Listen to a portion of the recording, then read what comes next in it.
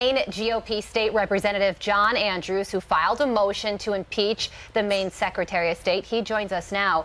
John, good morning to you. I don't think before this many people outside of the state of Maine knew who Sheena Bellows was. So let's start by you telling us about who she is and your effort to impeach her.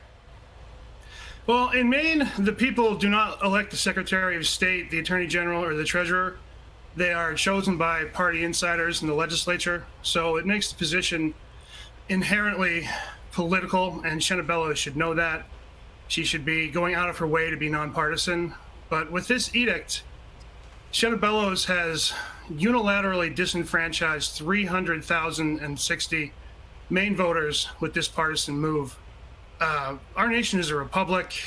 Maine is made up of citizens and not subjects in the duchy of Sheena Bellows. But keeping people they don't like off the ballot is nothing new for Democrats. They did it to Abraham Lincoln. They did it in the Jim Crow Reconstruction South. Over the decades, the Democratic Party hasn't really changed. They've just gotten much better public relations. John, you used a key word there, disenfranchisement.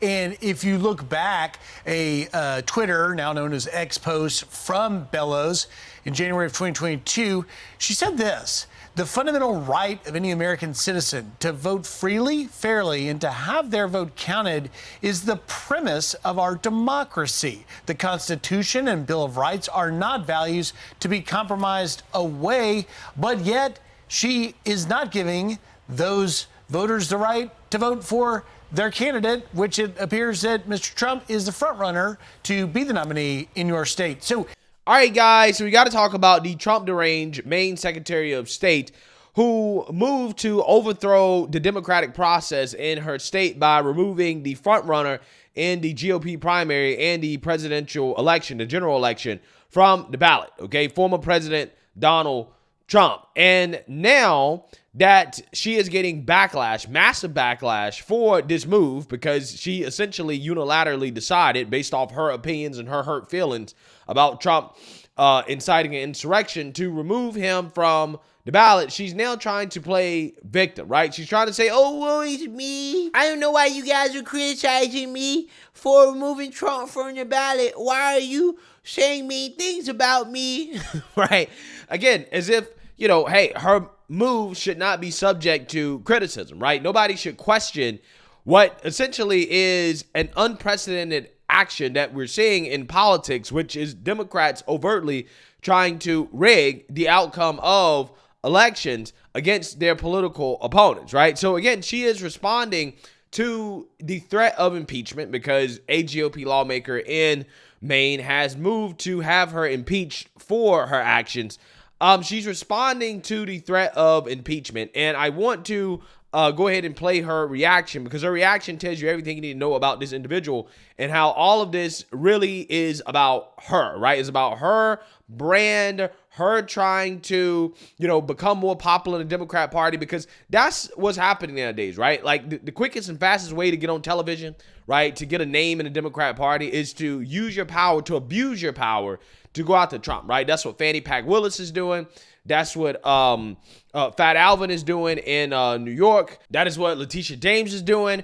That's what all of these people that are going after Trump are doing. They're trying to abuse their power to elevate their profile and their brand in the Democrat Party, okay? It's pretty sick and disgusting, right, what is happening in this country. So without further ado, let's react to her and her reaction to the calls for impeachment. What's your response to the impeachment motion and also the claim that this disenfranchises voters in your state? So first, let's just take this absurd motion. It's absurd. Particularly, you don't impeach someone for doing their job as directed by the Maine state legislature. And keep in mind, for viewers at home who may be new to the issue, Maine is unique in that the Maine legislature, under Title 21A, it's our election laws, has a specific procedure. So I qualified Trump for the ballot based on his petitions and his signatures. And then it was registered Maine voters who have the right to do that under Maine law. 5 of them, 2 former Republican state senators, Kimberly Rosen and Thomas Saviello, and the former Democratic state senator quoted on your show earlier, as well as 2 citizens. They brought that challenge, and under the legislature's directive to me, I must hold a hearing within 5 days, which I did. And then I'm required by the law to issue a decision on that hearing within 5 days of the conclusion of the hearing proceedings. That is my obligation under the law. Yeah, but you're not obligated to essentially take your interpretation of the Constitution, which, by the way, she's not a lawyer, right? Not a lawyer, by the way. You're not obligated to take your interpretation of the United States Constitution, bastardize it, and then try to apply it to Trump. Like, you're not obligated to render this decision and to make this decision, especially considering how you don't even have the background, the legal background to be making these types of decisions in the first place. And you know how she knows that she doesn't have the legal background to do it, because she immediately suspended her own decision and basically said, well, I'm going to let the courts decide, right?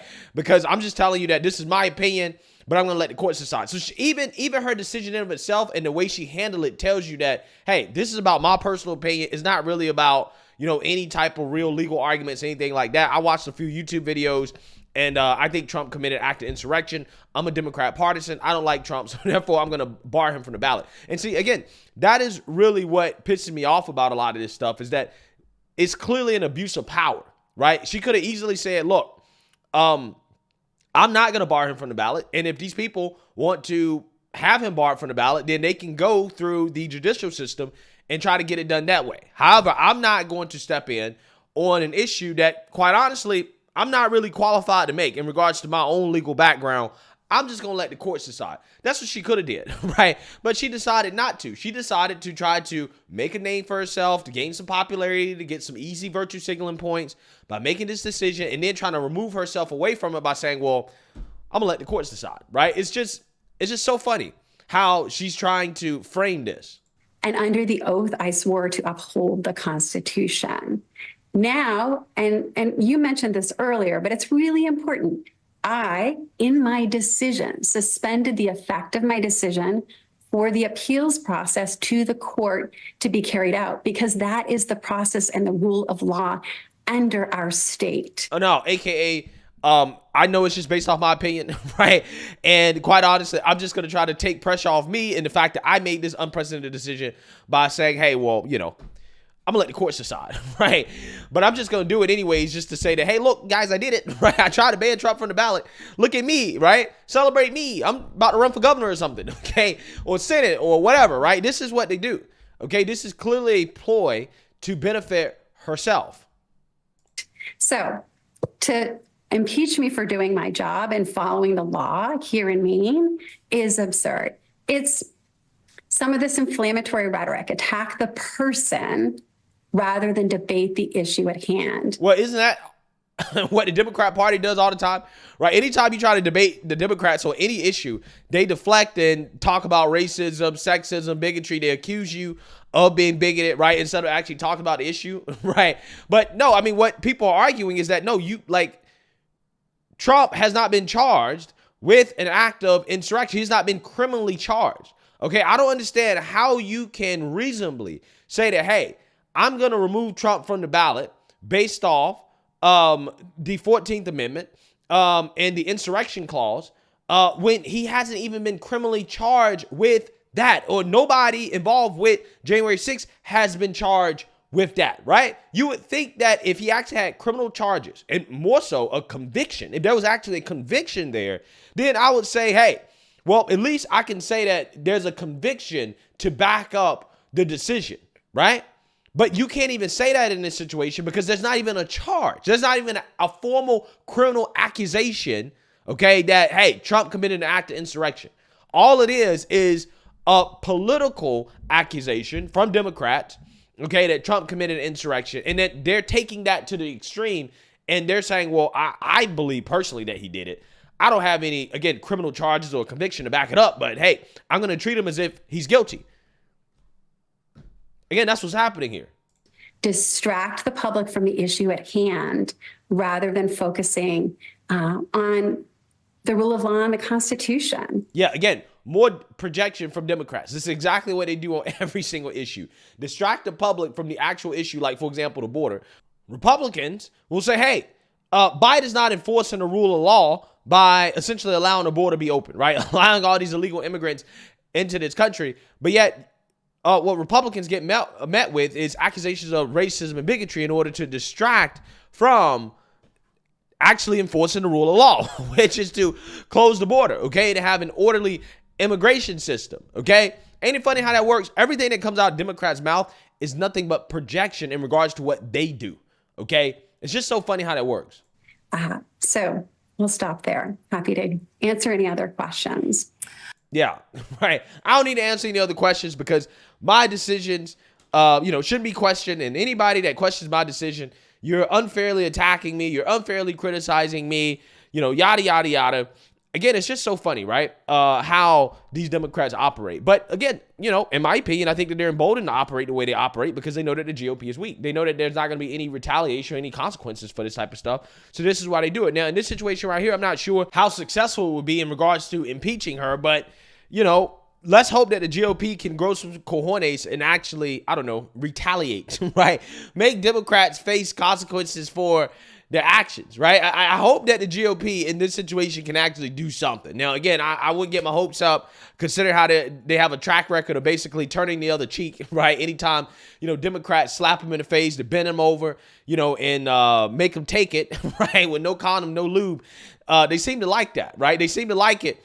And they're only really good for taking it. Let's hope that in this situation, they can actually do something. Like they can actually follow through on their threat of impeachment rather than just, going on Fox News and talking about it.